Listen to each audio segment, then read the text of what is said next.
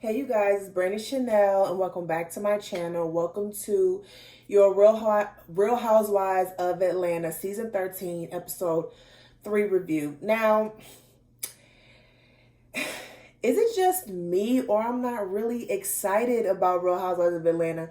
I'm not even that excited because I forgot to do the review for episode 2 of this season.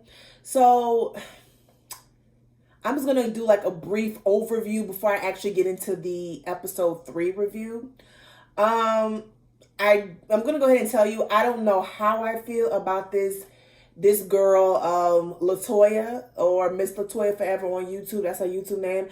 I don't know how I feel about her. I like the fact that she's young.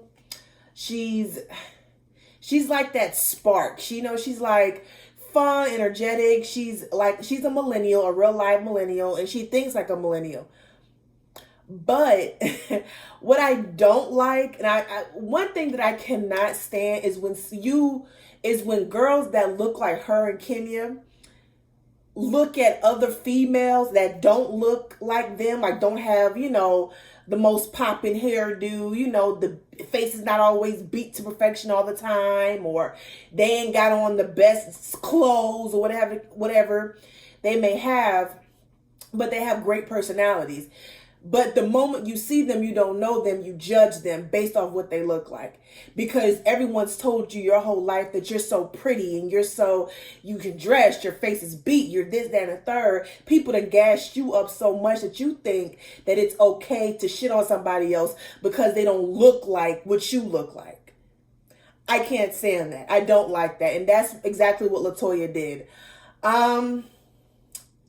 This whole thing between her and Kenya, let me tell y'all something. I don't really know how I feel about Kenya. Sometimes I like her, sometimes I don't. I think she is one of the best readers on the show now. But I don't sometimes I like her, sometimes I don't. And sometimes in moments I do not like Kenya. I don't. And this whole little thing she got with Toya, where they got a little girl crush thing going on here, I was like, girl, ain't you damn near 50? Like, you too old to be acting like this. Like, you're entirely too old to be acting like this. So I don't know. I can take her or leave her, okay? We meet Drew Sidora. I actually like Drew. She comes off very sweet. I don't like the fact that her mom is living with her, so therefore it's causing problems in her marriage with her husband Ralph, who we'll get to later on as I am explaining. I never think it's a good idea when you and your marriage is already on the rocks to have in-laws stay with you. It's not a good idea, and her mom is biased because that's her daughter, so it doesn't make sense. So I don't think that they should live together. Riley's graduation, you guys. I saw a lot of conversation about Todd giving Riley money. I didn't have a problem with him giving her money. The only problem I had with that was I remember when his daughter Kayla was on last season, he wanted her to go out and go get it herself. He wasn't trying to really assist her with nothing. He had an issue with Candy giving her gifts and shit like that. But you out here giving Riley yeah, she's your daughter through marriage, but she's not your daughter through birth. And you were absent, and I don't know the backstory of that, but you were absent out of Kayla's life for majority of the time. And you don't want to help her out as she's growing up, as she was growing up and becoming an adult. You didn't want to assist her with that. You wanted her to go out and get it herself. But you're here on TV giving someone else's kid some money. That's one part I did not like about that. I did not like it. I found such an issue with that. I agree with people who say they didn't like that shit either.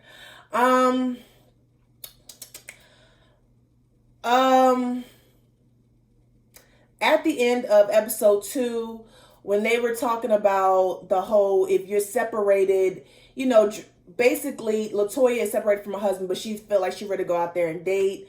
Drew thinks the opposite. Drew thinks like, if you want to say that you are separated, you want to go out and date, why don't you just get a divorce? To me, if you are separated pending a divorce, then it's okay to date, because a damn divorce can take up to 2 fucking years, depending on if y'all have kids together, depending on if y'all have a business together, depending on if you got property together. A divorce can take a long fucking time. So during that time, you're not supposed to see anybody. Like, no, I didn't necessarily agree with Drew with that.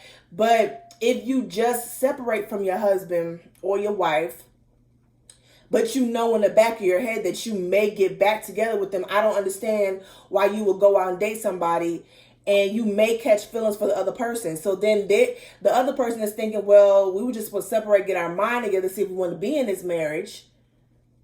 And now you're telling me that you fell in love with somebody else. That's why it's good to communicate with your spouse. If you're going to get separated, okay, are we separating to see if this is what we want to do? And in the meantime, are we dating other people? Like, that needs to be understood before getting separated. So I got both points in that subject. I did not agree with Drew having that strong of an opinion about LaToya's situation, but your husband over here leaving for 3 fucking days ain't telling you shit. That dinner pissed me. I was pissed off for Drew.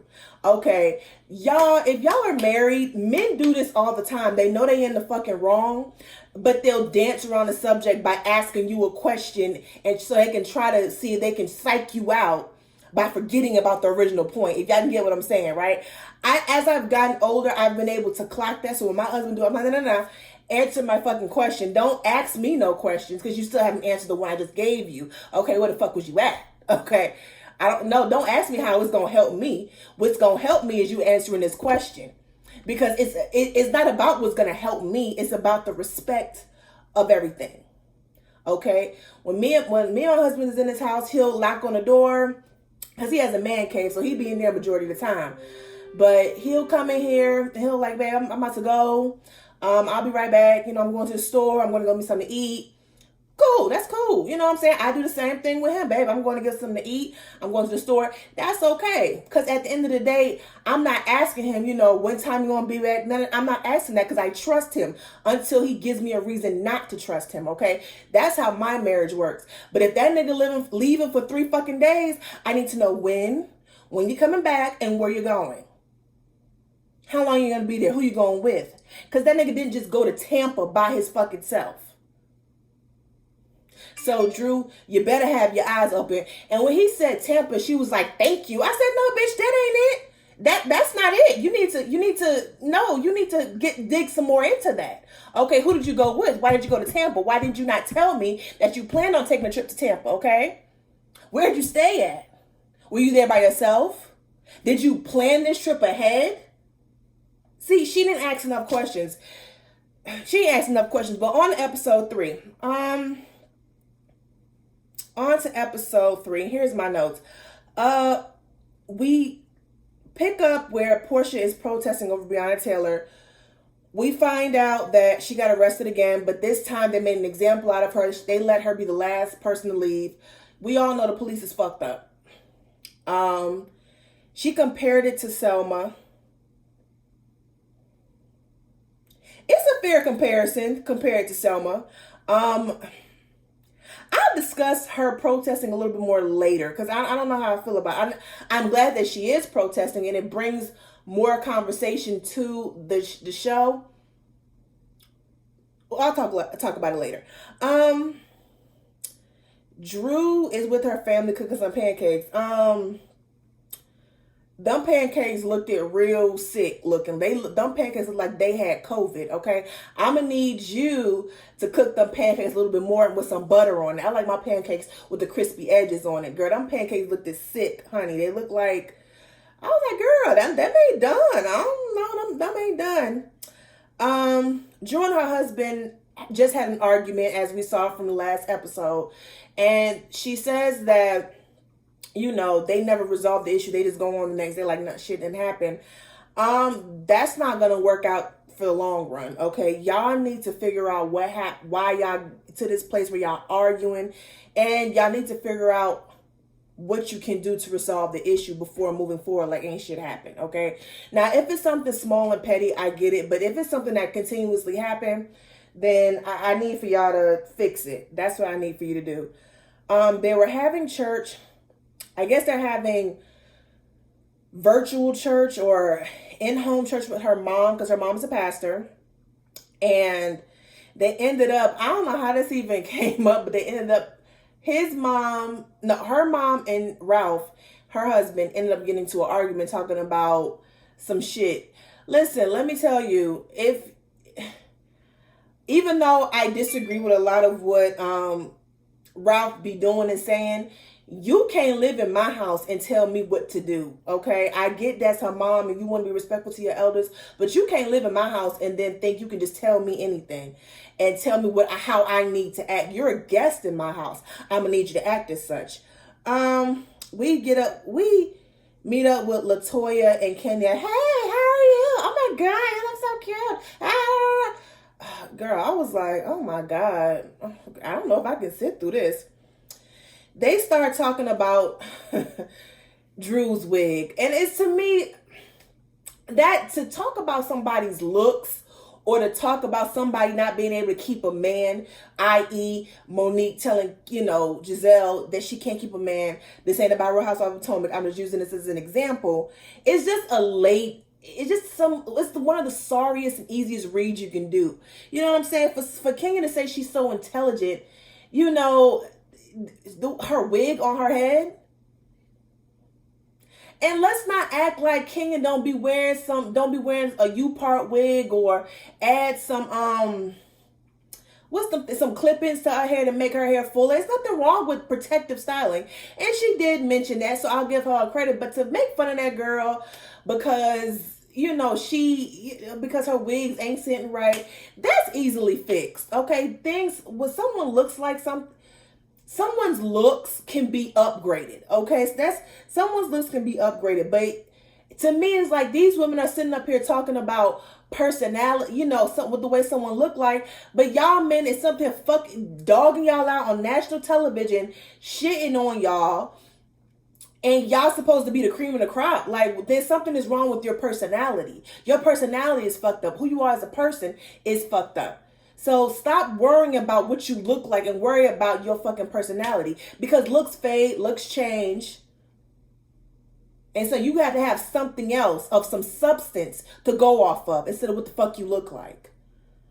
That it just rubbed me the wrong. She was like, you got Drewisha on your hair. You got Drewisha. Girl, shut the fuck up. Okay, she can fix that. Okay, Drew, we're going to give you a pass on first season. Okay, because I didn't like what they said, but it was somewhat true.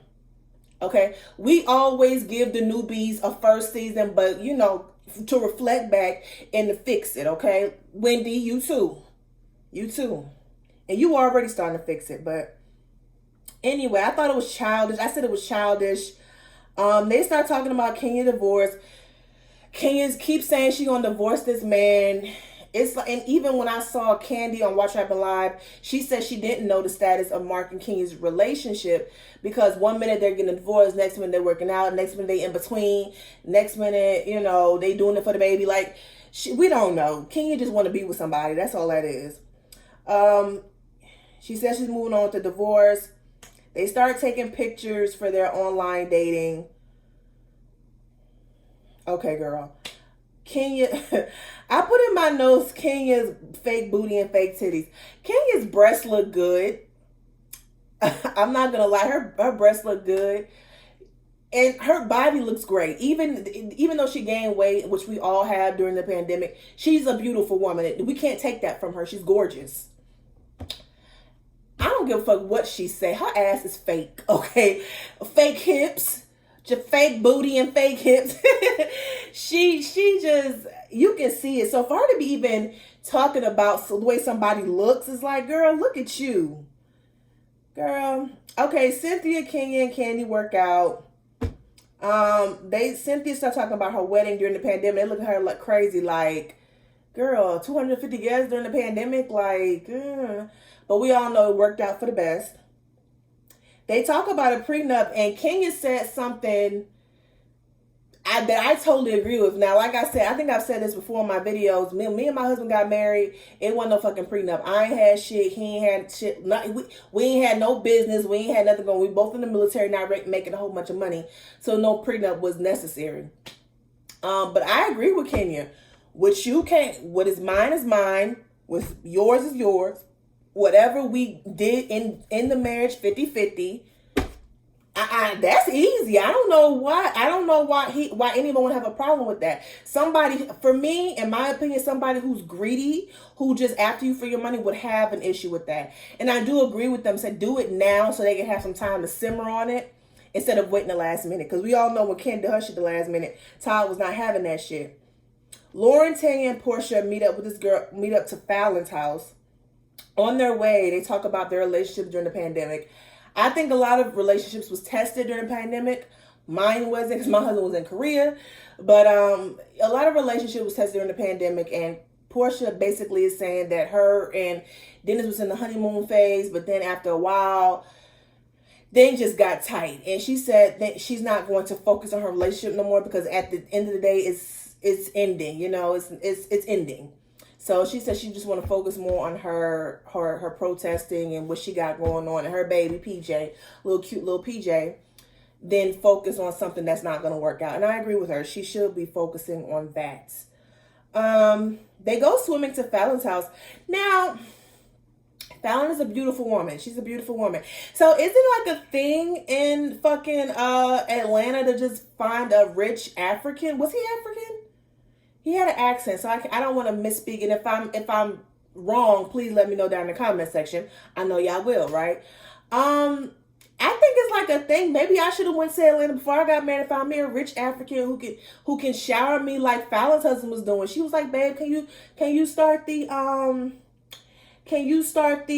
hot tub for me?" You know, I was like, do we got an uncle or a brother? No, I'm just playing. But anyway, it seems like. And he's not all that attractive, but I guess money will make anybody attractive, I guess. But yeah, he seemed like he's very doting to her. He's very, like her servant or whatever. But girl, I ain't mad at you. Get it, girl, get it. So I think they're doing hookah, and they were like poking holes in the top of the little thing, and Fallon had made a little comment about WAP, and then Portia said something. She was like, "Yo, WAP tight," and then she started drinking her little drink. I said, "Now, Portia, like, you really need to stop, boo. Like, you need to stop because according to Candy, you was a freako. You was a freako. You were a freako." So it's like, you may don't, like, when it comes to Real Housewives of Atlanta, and I say this about all the girls across the board except for Tanya, y'all can't talk about who, because some of y'all got a pass. Okay, Candy definitely got a pass. Okay, she got a pass. Portia, Kenya, all of y'all. Y'all cannot be talking about somebody we don't know about Drew yet, but I can guarantee you LaToya probably do, but and I don't think Cynthia, but y'all can't be talking when it comes to that whole word and slut, prostitute, all of that. Don't do that. Don't do it. I said Fallon's husband, I noticed as the women are playing around, putting each other in the pool and all this other stuff, it was actually a cute little scene. Fallon's husband just sitting there while I said that was kind of creepy. Like, what? Like, why are you around?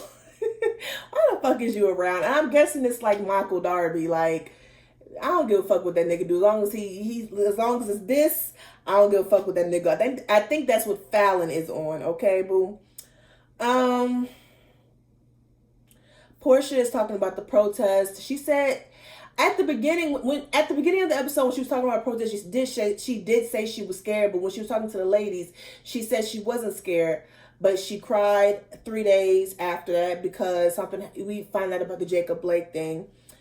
Fallon says she's from the South. She kind of feel like, there's nothing she can do about it. But Portia, listen, Portia made some good points when she was making a speech to the ladies and they were all talking about it. I don't know why it feels very performative to me. Like, I like what Portia is doing. I think it's great. I think it's brave. but it just comes off very performative sometimes. Like that speech she was making, it seems almost performative. And if I'm wrong and you guys don't think so, please let me know down in the comments. Like, how y'all feel about it? Drew and Ralph purchased a home. Okay, listen. When you, as a married couple, when y'all doing something together, there is no I in team. It is no I in team. Okay, it's like we're doing this together.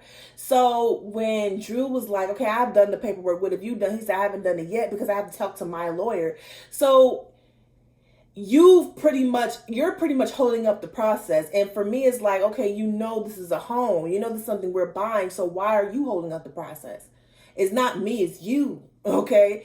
Ralph just comes off very controlling to me. And when he told her, you know, maybe I need to take the I off and take I out of my vocabulary. Yes, you do. As a matter of fact, you should have done that 6 years ago. Okay. Everybody wants the benefit of being married, but don't nobody want to take the responsibility in being married, especially men. Okay. Especially men. They want you to cook and clean, but they don't want to do their part. And so that's why Drew is too fucking nice, okay? Because my husband was kind of like that, but I had this, throughout the years as I've gotten older, I had to shut some of that shit down. I had to play my part, you know, in our marriage, but some shit I had to shut down because he felt like it was all on him. And that's not what it is. You can't be controlling in a marriage, okay? It's not all the decisions are not up to you. It's up to us. Because anything we do in this marriage affects the whole household, which we both occupy. So he don't get that. And another thing I didn't like, when they were in the car and they pulled up to their new house, and she said she found them a counselor, and he said, well, have you spoken to the counselor? She said, yes. See, now how you gonna talk to the counselor? Bitch. Bruh, it's like, it's literally looking like he's trying to pick an argument with her. And I would not be surprised if Drew comes back next season, or probably later on this season, that we found out that Drew's husband, Ralph, is cheating on her. Because it seemed like every time she says something, he got to be combative. I don't know if he's just naturally an argumentative person, but it just seems like he always got something to fucking say, something negative to say. Counseling is a good thing. She had to first off, anytime I'm talking to a counselor, like if you're on the phone, I've called for counseling before. They let me know, they want a background on what the counseling is going to be about so they can know how to move forward from there. So for him, it's like, oh, so she's going to be biased. How do you know that? You haven't even fucking tried it yet, stupid. Drew is too nice. She's entirely too nice. But I feel like if she was just combative as he was, they would never get nowhere. So someone has to be the level-headed person in the relationship. And I'm guessing it has to be Drew. Cynthia, this is it. Cynthia and Mike go look at the venue. And the venue looks beautiful. The problem is we're in the middle of a fucking pandemic. Okay? And I get Cynthia wants this dream wedding, this big wedding. She don't want no small wedding. But Cynthia, we're in the middle of a pandemic. Now we know that everything worked out for them for the good. But to me, it's like, I don't know. To me, I'm just like, as long you could have did what Byron and Cece did. Byron and Cece from Basketball Wives did a virtual fucking wedding. Okay, everyone who was invited to the wedding got to see it virtually. To me, I don't know. They have the money. I don't. So to me, as long as it's just the two of us and we're married and this is the date that we said, then I'm cool with it. But Cynthia wanted something. She wanted what she wanted. So as a woman, I understand that I want what I want. And if I can't get what I want, I'm not going to settle for less. I get it. But on the other hand, it's like, girl, we're in the middle of a pandemic. Okay, we're wearing masks right now. Okay. From what we know, nobody tested positive from her event, so that's good. They're in the car driving, and Mike he's pretty much upset. He's had it up to here because Cynthia was upset. She was mad at her sister for siding with him, and Mike was pretty much like, if we can't get married, I guess he said that if we can't get married on that day, then he just wants to postpone it, which is not a bad option, but Cynthia, I think Cynthia kind of changed her tune up because he was getting mad. It's like, Cynthia, what more do you want? Okay, do you want the wedding more or do you want the marriage more? Okay, he already said he don't care, which most men don't care about that shit any fucking way. So, girl, it's like, it's not that big of a deal. And I could tell he was getting frustrated because she wasn't seeing his point of view, and she was getting upset because he was getting upset. And that's marriage. But luckily for them, it all worked out. That is my review on Real Housewives of Atlanta.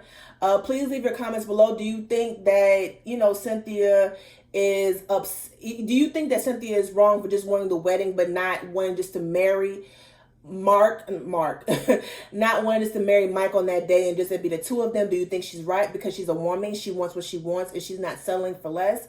Do you think, Mike is overreacting? Do you think Cynthia is being childish? Do you think eventually we're going to find out that Ralph is cheating on Drew? I mean, just let me know down in the comments. Don't forget to like, share, comment, and subscribe to my channel. And y'all have a good evening.